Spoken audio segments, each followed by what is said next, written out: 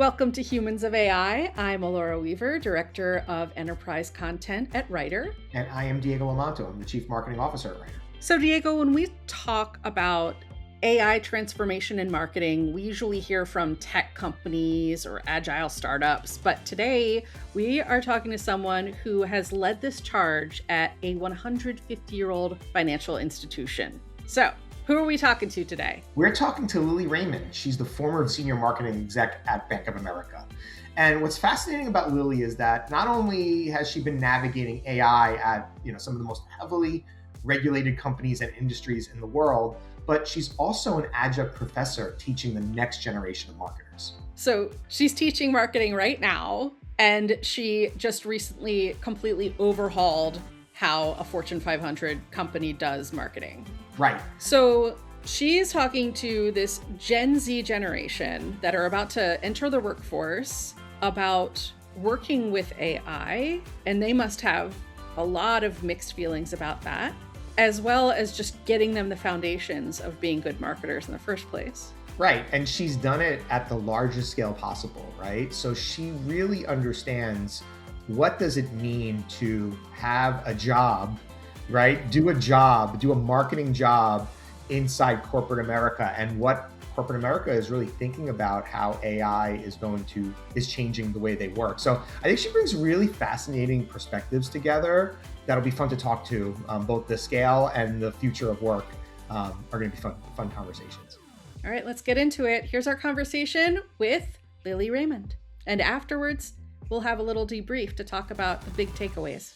Lilly, welcome to the show. I am so excited for us to chat today. I'm curious about so much of your experience in regards to how you've worked with big brands, how you're working with academic institutions, how you're seeing AI, across the landscape from those very different perspectives. I think we're going to learn a lot. So thank you for joining us today. Thanks so much for having me. Really looking forward to this conversation. Likewise. All right. So why don't we start with your career journey? Can you walk us through, how you ended up in marketing and how you got to some of those positions that we just discussed? So, I started my career at Bank of America, where I led digital and marketing transformation, really starting in e commerce or online sales for products. And I've held so many different positions, whether it's growth marketing, performance marketing, MarTech, marketing the brand, marketing products. I also teach at UNC Charlotte as a digital marketing professor. Awesome. So can we talk a little bit about what it means to do marketing on such a big scale? I think, everyone in the audience is familiar with the brands that you've worked with. But, behind the scenes, what does it mean to market at Bank of America? What is the scale like? What is the scope? What does the technology look like? How is it to manage a brand like that? Just very curious. I think a lot of folks with a brand that is so recognizable, what it means to actually do the marketing for that. Right? Absolutely. So those are large, complex, highly regulated organizations. And so the marketing and the scale is really massive. So think about multiple business units, multiple products, multiple segments, consumer segments, institutional segments. And then marketing is really taking the messages, the brand, the messages, and really communicating the value to multiple segments across multiple channels and making sure it's all integrated and cohesive. And to be able to do that, we really need to make sure we have the technology investment and the capabilities to scale that and to orchestrate that massive scope. Right. So I don't think, people realize how much of an investment in technology, marketing technology is made in large financial institutions. Can you talk a little bit about like what the stack looks like? What does that mean? Big marketing investments. What do we mean by that? So the MarTech stack was anchored in Adobe, but that had to be really connected to Salesforce because that is the CRM platform where the wholesalers are reaching out to advisors. So you really need that tight integration between marketing and sales. And that is also anchored in the integration with the business. So the MarTech stack is significant, customer data platform, content management system to orchestrate all the messaging and content on the website.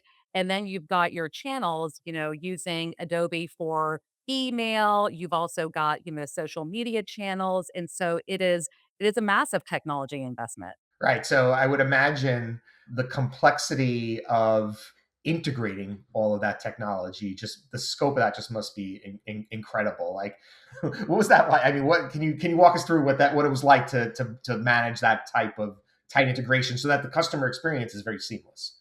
Absolutely. So when I started 3 years ago, that was exactly my role. So we centralized the MarTech stack. So previously, the MarTech stack was sitting across 5 different business units, and by bringing in Adobe, we centralized all of that into a single platform. And the complexity really came by connecting it with all the different data platforms in the organization to ensure that we had a unified profile of the customer. And that is really the foundation. The foundation is who is our customer, making sure that we know the customer, the client, and of course, different customers, different segments across, 5 different business units, right? Group insurance, life insurance, annuities, right? Asset management. So that required a lot of orchestration to ensure that we were connecting and orchestrating all of that. So tell us about like your relationship to that work. What do you like about it? What drives you? How did you decide that this was what you wanted to do? What I love about that is enabling marketers to connect with the consumer. That is what I love. It's really bringing the joy back into marketing and really helping our marketers reach the customer and really share the brand and the brand promise and the value proposition. Right. So you're orchestrating that connection, taking that brand, that message, that story, that connecting that we want to make with the consumer and making that happen. That's where so the pride and joy of that comes from for you. Is that fair? Absolutely. Yes, that's exactly it. Awesome. All right. So great. I could see how enthused and passionate you are about what you do. So let's go back 3 years, and you're doing this work, and probably wasn't easy. And then all of a sudden, here comes AI. We have this black swan moment, ChatGPT, and late 2022, early 2023. How did that wash over you? What was the moment that you realized that wait, this is actually going to have a huge impact on what we're doing here? So it was about a 2-year journey to really get the MarTech stack up and running. And when we did that, what was really exciting is okay, we were now able to personalize and experiment and optimize, but that really required a completely different shift in terms of we needed a lot more content. And it was the need and the demand for more content at the same time that AI was, surfacing through ChatGPT that made us realize we have this amazing investment, but we need to feed it. We need content for it to be able to make the most out of it and enter AI. And that's really when we started to realize, wow, we can actually move a lot faster. So it takes so long to implement the MarTech stack.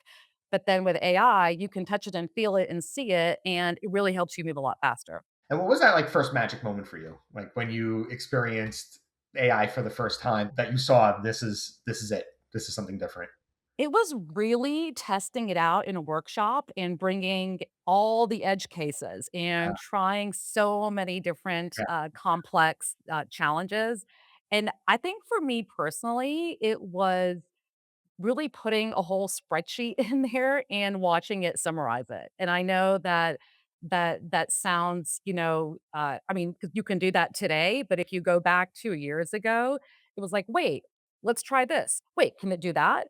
Let's bring all the complex use cases." You didn't have to tell it the schema. You didn't have to tell it how to No. it was looking at it. It just understood it and it was able to do something with it. That yeah, which signaled the intelligence behind it, right? Exactly, exactly. I would say that, and then also the image generation. That one was huge because, marketers were spending 4 hours editing a single image, right? And then all of a sudden, that dropped to 30 minutes. So that was also amazing. So, how did the team react? Like, you mentioned, okay, so we recognized that to feed this machine that we were building, we needed a lot of content, and that was perhaps the bottleneck. And along came AI, and you could see a perfect use case. did people embrace it? Was there any pushback that you got? What was that like? What was those conversations like inside the company? There was both. There was a lot of excitement and there was some pushback. And initially there was some pushback from marketers who, had took a lot of pride in their craft, right? And these are experienced marketers who, solve complex challenges. But we worked, one on one to help understand, where their value was. And they really started to embrace it after using it because it really helped get them through that blank sheet of paper, through that first draft, and after they continued to use it, the skeptics became our biggest advocates. Mm, interesting. What turned them around? Like, what was it that eventually got them to get on board? So what really got them to embrace it was giving them that safe space, and we just did not mandate how they used it. We let them experiment and try it out and offered one-on-one sessions to help them learn how to use it. But eventually, we let them use it, and then you know what? We took it away. Really? Wait, like explain what you mean by that. So we let them use the tool. We told them it was a pilot. We didn't mandate how they used it. And after a few weeks, we just took the tool away and they asked for it back. Oh my god, They demanded that we bring it back. And so that was really interesting. So that's gonna tell you something different is happening, right? When you do that. exactly, exactly. I was surprised, I have to say. And what about the folks that, these like hidden laggards, the people who, all right, great. You got the power users, you got the people who are coming on board, but in a large organization with, I'm assuming people who have done the work the way they've been doing it for quite a bit of time, seasoned, experienced professionals. We see this all the time, right? At Writer with our customers, they're organizations of 500, 1,000 people, and not everyone is embracing it and on board and ready to go. What's your playbook for working with those folks, identifying and helping them without necessarily calling them out? So some of it is really looking for signals, low usage, and then approaching them, right? One on one, creating that safe space but also making it fun. So having, competitive sessions, leaderboards, and then having others speak to it, right? So really having those early adopters speak to the successes that they're having and then using it in low stakes use cases. So, for example, having folks use it for things like naming. Naming is one where it's really stressful to come up and to come up with names and generate a number of ideas. And having them use it for something like that really opened their eyes and got them really excited about it.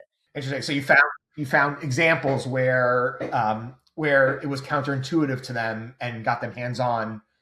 Really, I mean, basically sounds like getting, just encouraging as much hands-on usage as possible is what moves the needle there. I've seen that. I've seen that myself. You got to break the behaviors and the habits that people have. I think a lot of it comes down to, well, I've just been doing this way for a long time, and I need a jolt to the system that forces me to figure it out. For some people, it's the high of doing something new and being at the edge. Like some people are motivated by that, others not so much, right? So you have to figure out what motivates them to try the new thing. I agree. I also think that sometimes resistance is really more of an embarrassment of being left behind. So I think that it looks like resistance and it looks like skepticism, but folks are worried about disclosing that, oh, they don't know how to use it. They feel like they're behind, especially when you think of the laggards, right? So I think it's really approaching them. I've also tried to model that. I personally reached out to our director of AI to have her teach me how to create an agent. And I shared that with the team, right? Like I'm also learning. I feel like I was behind in terms of, folks were creating agents left and right and I didn't know how to do that myself. That's super interesting, Lily. I think you're right. I think there is this, vulnerability aspect where the folks who maybe aren't ahead of the curve feel like they're, feel even doubly worse because they're don't want to be don't want to be exposed, so it's better off to just kind of like hide where they are as opposed to shine a light on it, and be vulnerable in that case. So reducing the impact of being vulnerable sounds like the remedy to get people doing that. Yeah, that's interesting. I mean, I think the key is to figure out ways for people to be truthful about where they are, but give them the path to kind of initial incremental improvement. Because I do think there's a lot of momentum that comes from usage, and getting Exactly. hands on with it. Awesome. All right. Well, I want to, going back to the industry, and the financial services world, it's a highly regulated industry, and you have successfully scaled AI in a highly regulated industry, which is not easy. Can you talk a little bit about that? Like, what is your partnership with legal and IT and compliance look like? How did you overcome whatever hurdles there might have been? And maybe give us an example of a specific hurdle would be fun. The relationship with legal, compliance, IT, I mean, it's really a partnership, and it really involves bringing in those teams very early in the process and, making it a win-win. So, I'll take legal and compliance in particular. So, with all the content that was being generated, the stakes for compliance review are really high, right? And then those are the teams that are accountable, they're on the front line, and there's a lot of concern. So all this content's being generated, and what is the oversight? And so rather than really enabling those teams to not only scale their ability to review by introducing AI into their process, and building that trust, but it was also partnering with them to enable the review to happen earlier in the process. So, like during the time of content creation, so making sure that those inputs as that content was being sent to those teams for review, that it was in good shape. And that really helps them as well and really builds that trust. So, because they can see that the quality of the content that's coming in is in good order, and that really helps them, that really helps build that trust. And I don't think most people realize how big the compliance teams are in large financial institutions, right? Like, I've been seeing them embrace it now, right? I've been seeing like a decided adoption, of these tools for helping drive compliance. How do the compliance folks view AI, and what's the best way for marketing to position a technology they want to bring in to those folks? The compliance teams I've been finding have really embraced AI because they were struggling with the acceleration of content creation, and they don't have the capacity. And you're right, the compliance teams, there are many compliance teams in an organization because they tend to be compliance for different products. So there are many compliance teams, but they're not as large as you might think. And they're really over capacity. So they really need the capabilities, and they are embracing AI to help them, with that bottleneck that the content creation is creating. Right. It's like 80% of the compliance can, I'm just making this number up, but if you could take 80 70 80% of the root work off their plate, they can focus and, really dig into the more challenging and complex stuff, which is what's probably the only stuff getting through right now. Exactly. And what happens with the business and marketing is there is this perception that compliance and ADA review take a very long time. And it's not really because compliance takes a long time. It's because they're flooded with all this content, and there's a high rejection rate. So the content that's coming in from marketers, you know, it used to be where it wasn't coming in good order. So the compliance team has to reject it, and then it goes back to the marketer who sends it back to the copywriter, right, to go change that, and then it comes back in. So then you have this cycle, and so that's why it's really important to have that review at the beginning of the process, but then also have it during the compliance review. So AI in both places helps a lot.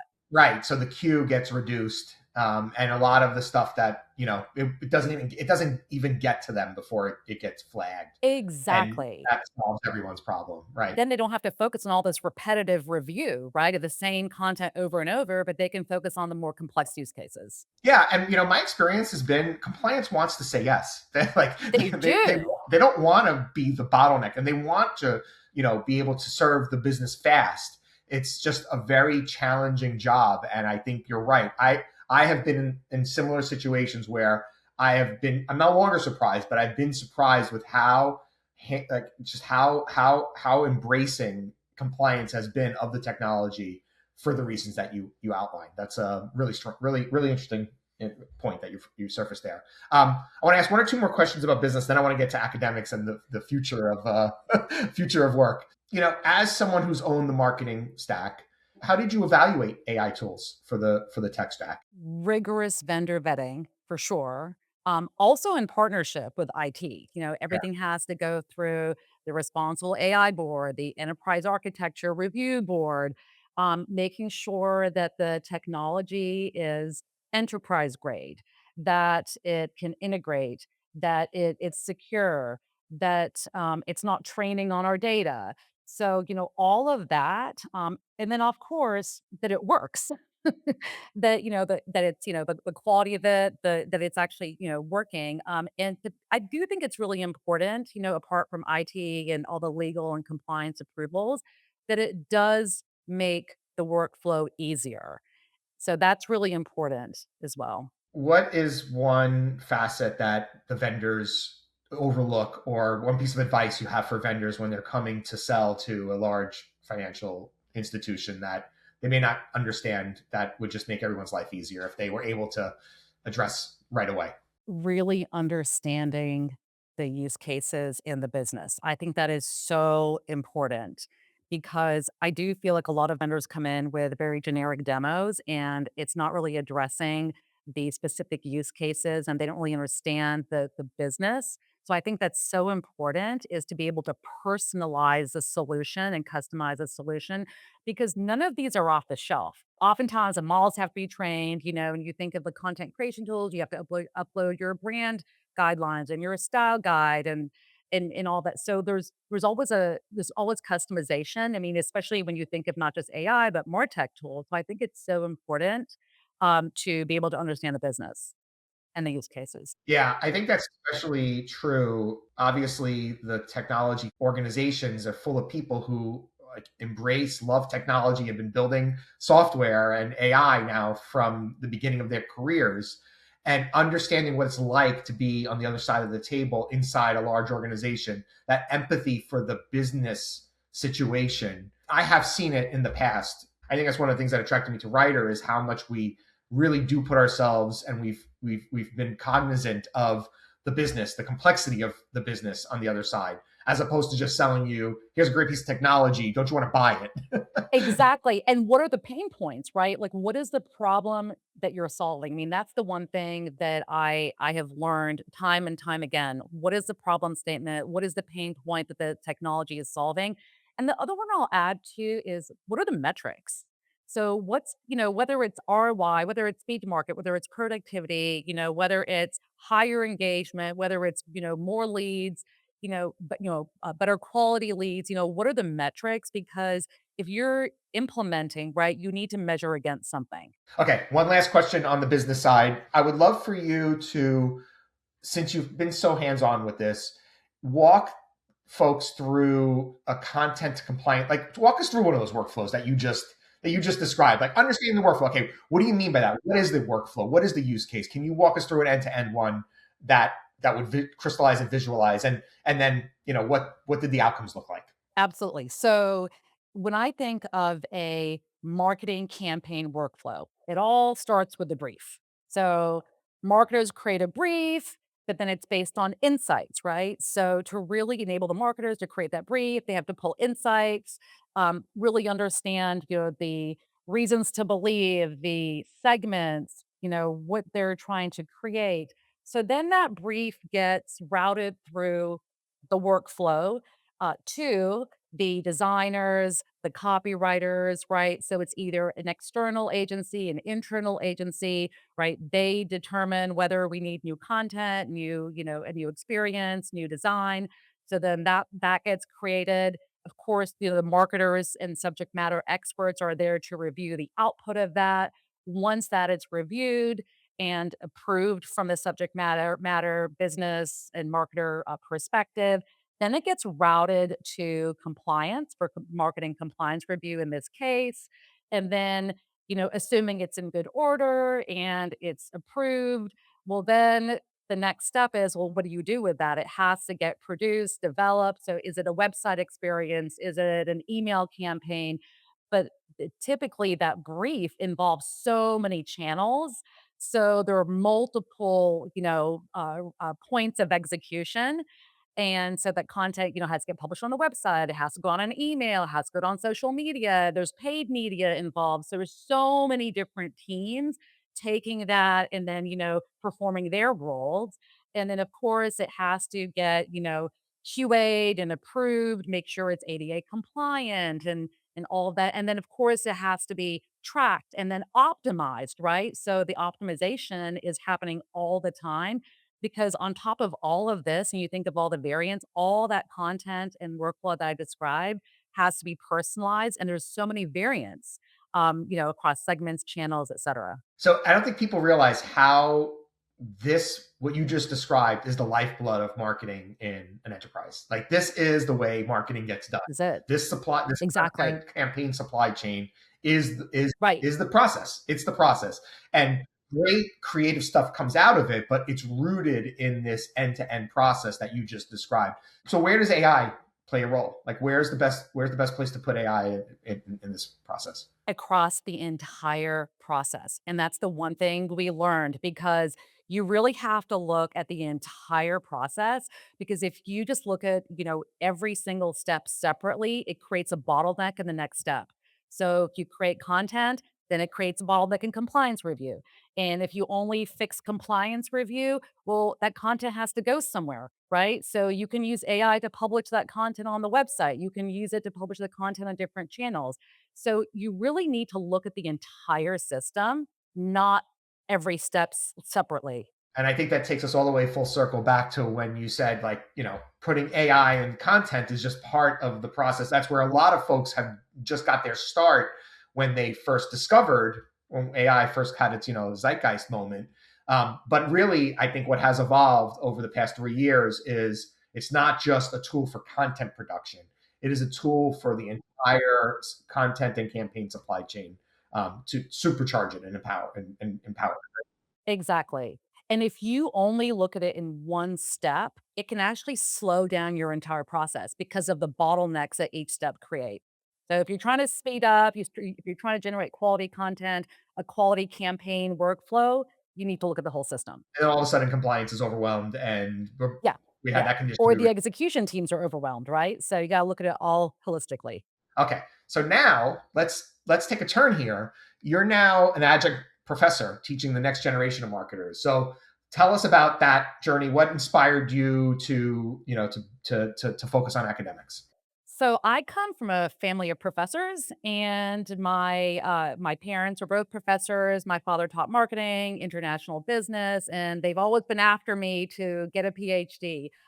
But I was fortunate enough to really be able to continue teaching with with a master's degree, and so I love being around the younger generation. I mean, they're the future of marketing, and I learn a lot from them, and I really want to share my experiences. I have a son in college. He's a freshman, and my daughter is a senior in high school. So this is very much on my mind. This is very much on, it would be on my mind anyway, but it's very personal. How are you talking to them about AI? What's their attitudes towards AI? And let's start there. We can talk about future work in a second, but just what's the students' attitude and how are they thinking about it? There's a real tension. They are using AI for work, they're using it for school, they're using it in their personal life. But what they're concerned about is the future. So they are seeing this mediocre content show up in their social media feeds. and they know it's AI authored, and they're really looking for that authenticity. So they're concerned about that responsible use, that bias. And I would say most importantly, they're concerned about the future of work, how, that fits in with, these are juniors and seniors, right, who'll be graduating and entering the workforce, and they are concerned about what it means for them, for their roles as marketers. And what I do teach them is we use AI in class. We use it to create marketing campaigns, but I do show them what good looks like and how to use it and how to use it responsibly, because you have to do that because they're going to use it when they get to work. When they work in a marketing field, they will absolutely be using AI or they'll be orchestrating AI agents, right? And so it's so important to deliver that AI fluency, but in a very responsible way. What is the sort of academic perspective at this point on jobs and the future of work? There's a concern of entry level jobs are being compressed right now. So how are the universities thinking about this? Entry level jobs are going to look very different. The entry level jobs of today will not be the first or entry level jobs of tomorrow. So the AI will absolutely help, create drafts faster, take out the administrative tasks, right? Copy and paste, all of that. But it's important that the students have some AI fluency and then also pick up experience through internships, through projects where they can use AI to be able to apply that creativity, that analytics, the performance, judgment. That's what is going to be important in the entry level jobs of the future. Yeah, I think that's the thing that I grapple with a lot when I think about this topic is the specific skills that an entry level person brings to the table are very much the skills that an AI is good at, right? So following a direction, taking a rubric and going through it and executing according to a set of directions or a script. And that experience is in many ways done faster and better by AI. But what we lose is giving the people the ability to get into the business, right? And get experience in real world situations, even if the work they're doing is somewhat, basic. It's that exposure to the business that is really what the valuable thing that they're gaining in those first couple of years. And so, how do they get that type of skill? You kind of answered it already, but I'd love to explore it just a little further. How do they get that experience when perhaps there's not a need or demand, there's not a demand for the basic work that someone without experience can do? A great way to get that experience is through internships, group projects, and using AI in those situations. Because at the end of the day, even though AI can do some of that, you need a human, right, to interpret the output, to apply the judgment, right? AI, as of now, right, is not running itself and it doesn't understand the nuances. So you'll still need an entry level role to be able to evaluate that, that it's so important for them to get that experience through, again, internships, projects, and other activities. Even in their school, right? They can sign up or work in different areas at the university where they will be using AI. And that's so important to take that experience and put it on their resume and be able to talk about it in a job interview. I think that's spot on, Lily. I mean, I totally agree. I think you're right. What you're raising and bringing to light here is there's something that has to happen with that transition period that's brought into the academic world. More internships, more hands-on projects, so Yes. that when you're ready and you're done with your academics, you're not just a fresh mind. You Yeah. are a fresh mind with some training and experience and exposure that you can have a you can bring your own judgment and own experience to it. What skill would you recommend they focus on developing the most then while they're in school? In addition to some of the technical skills like AI fluency, I would say storytelling. That is a skill that I think not only should they develop, but I think many people in business need. That is such a critical one, right? Because you'll need that when you're trying to, you know, create the inputs for AI, right? Because again, like in marketing, it all goes back to the brief, right? But Yeah, being able to determine what is a story that you want to tell or what is a narrative that you want to tell is just going to help AI do a better job. yeah. I agree with that. And then I would also add my own personal perspective of hiring more junior people is like the energy and the proactiveness, like that Yes. go getter, right? Yes. Like you just when you're looking at someone to hire, and now you know that it's not necessarily because they can push buttons and follow a script. It's that just that I love the storytelling aspect, being able to have form a narrative that's really important. And then I'm thinking like, is this person are they going to drive themselves and are they going to Yes. show that that energy and that initiative?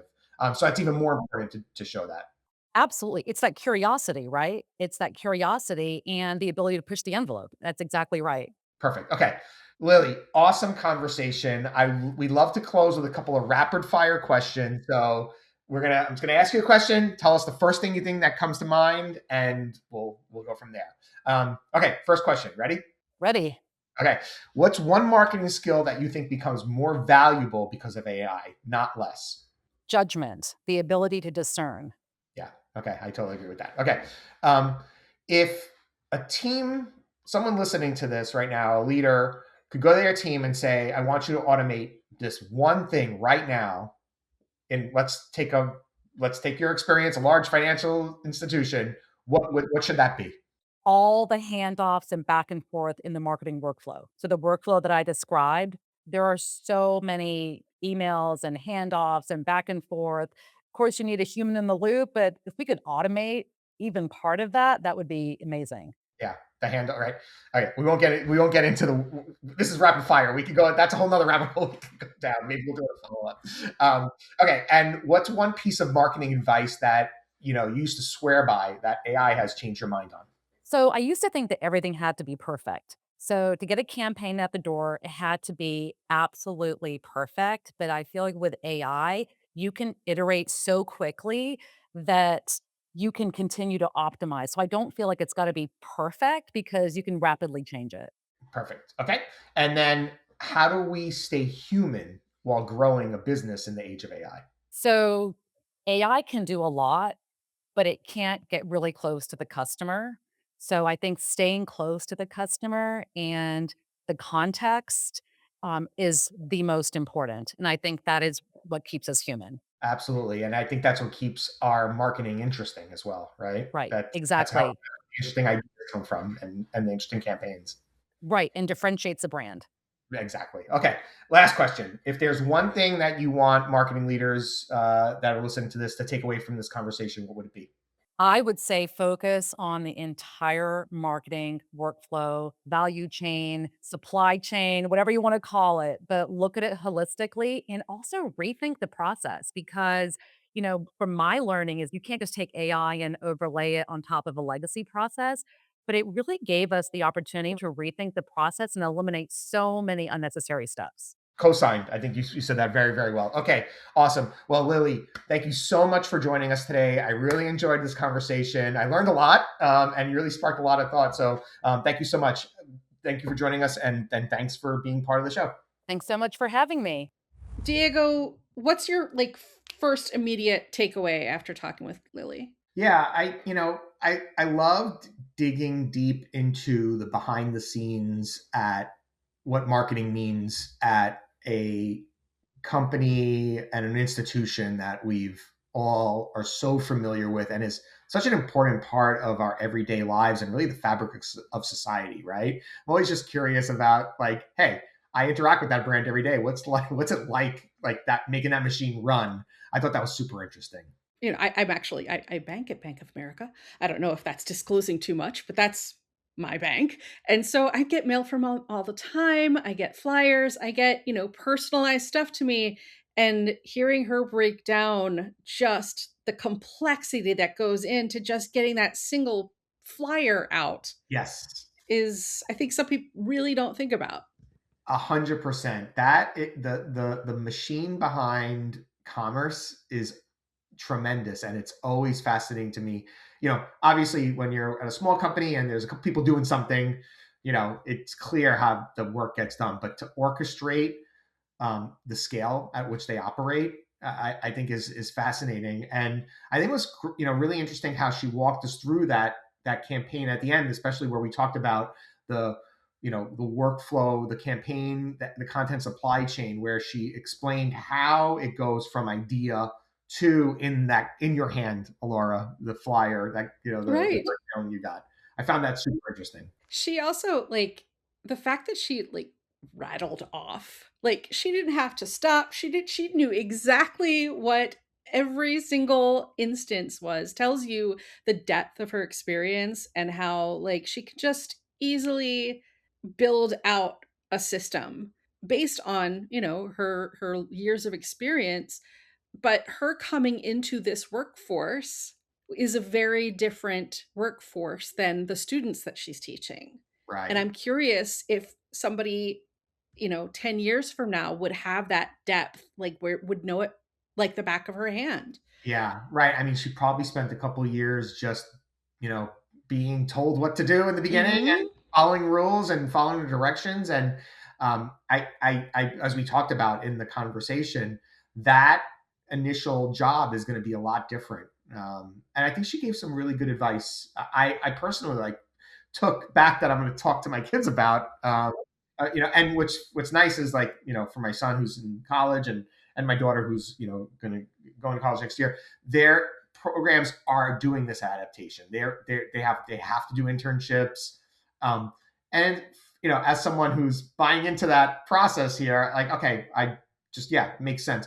But now I really understand how important that's going to be to actually entering the workforce with the experience necessary. I'm glad to see academic institutions embracing more experiential things for the kids. Yeah, at one point she said you have to know what good looks like, and I think that was also something we heard from a previous guest, Robert Rose, of just like you in order for you to be a master of your craft, a master of your profession, you need to know what that litmus for quality is, and the only way you can do that is through actual experience and getting constructive critique Yep. and iterating. Well, I think that's right, Laura. Like putting something out in the world is more important than ever now, right? If you're a kid who's in college and you have an idea, I mean, I speak as someone who hires people. I love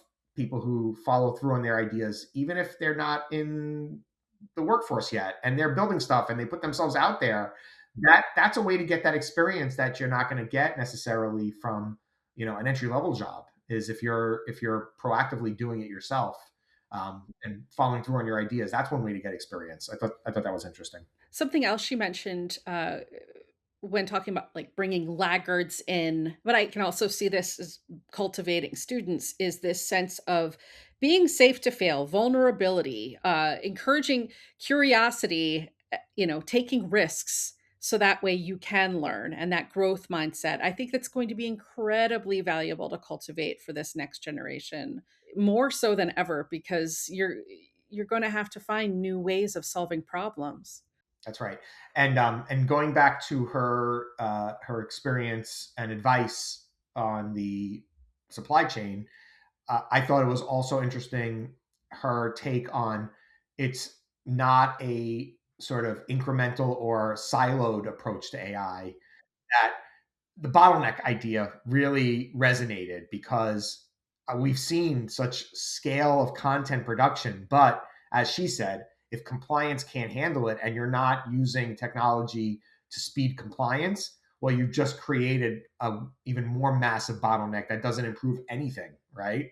So I think looking at a full system and how to apply AI holistically to a full end-to-end use case was a really interesting perspective.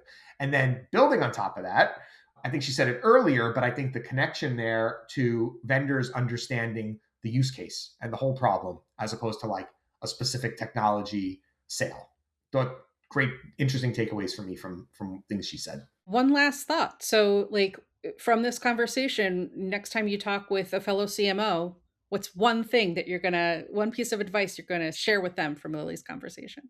Yeah, I think it's the systemic approach. I really do. I think it's don't just think about the isolated link in the chain that you can fix. Think about the holistic end-to-end approach that you need to be applying, and what is the whole use case that you're trying to think through, how AI and agents can help you with it. So I think that was a big takeaway for me. The bottleneck idea really resonated for me. Great.